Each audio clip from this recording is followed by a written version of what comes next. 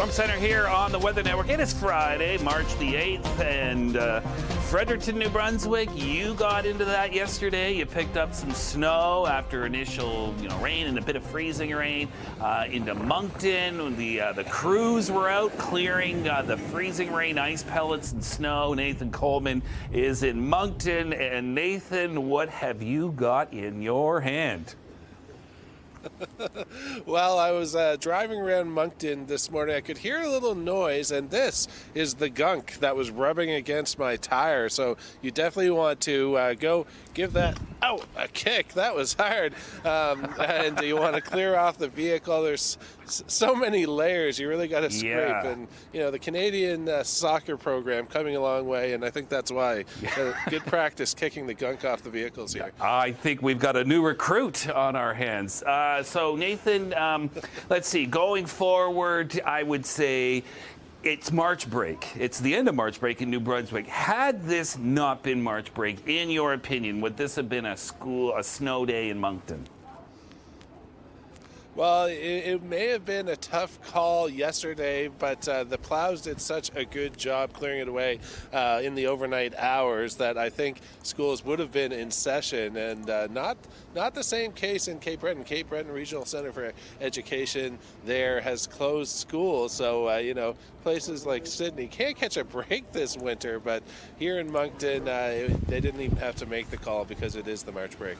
All right, Nathan, listen, I know you're heading back to Halifax. Safe travels. The storm, though, winding down in the Maritimes. It's really Newfoundland now. So we'll catch up with you again, Nathan, in Moncton, New Brunswick. Maybe some flurries, a bit of freezing drizzle through the morning, bit of cloud cover, as Nathan can see here. The wind is still a bit of an issue. It's more of a nuisance. It's not damaging.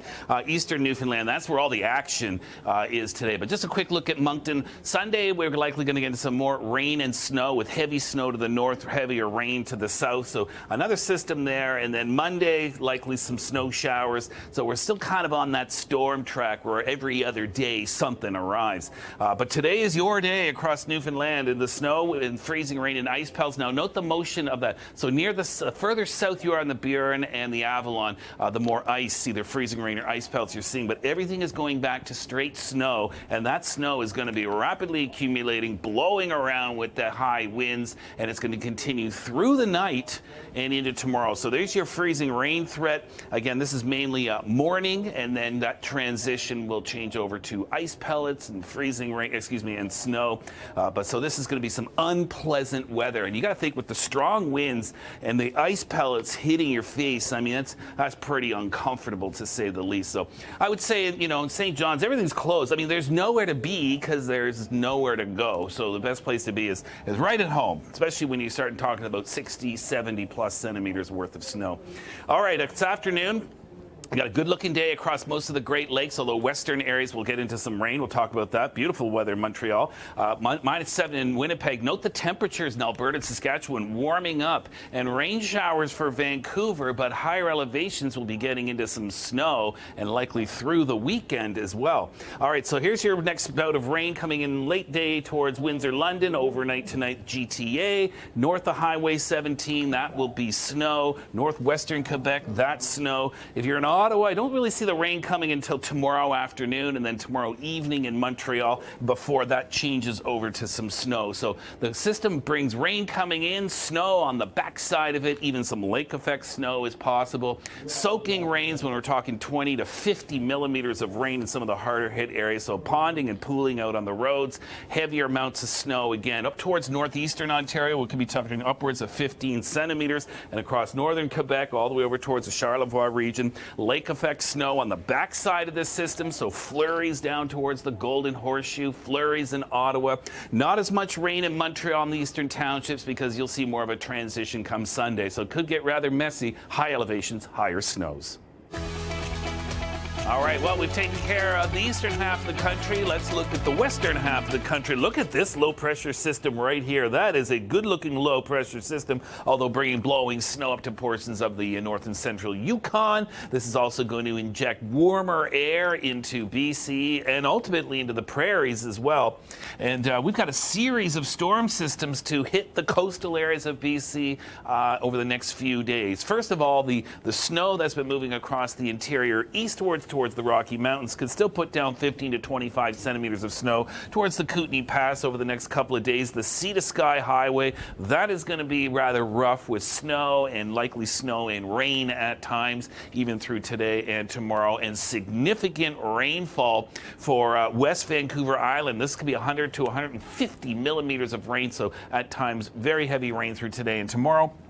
About 40 to 70 millimeters from north and west Vancouver up towards the Sunshine Coast. Lesser amounts at the south side of Vancouver towards the Fraser Valley and Victoria, less than that. This will also be accompanied by some strong winds. Those West Vancouver Island gusts could go 100 kilometers per hour. Just going to show you a couple of spots there for Saturday and Sunday. We may see some local heavy winds also around the Gulf Islands, Strait of Georgia, Juan de Fuca, Harrow Strait.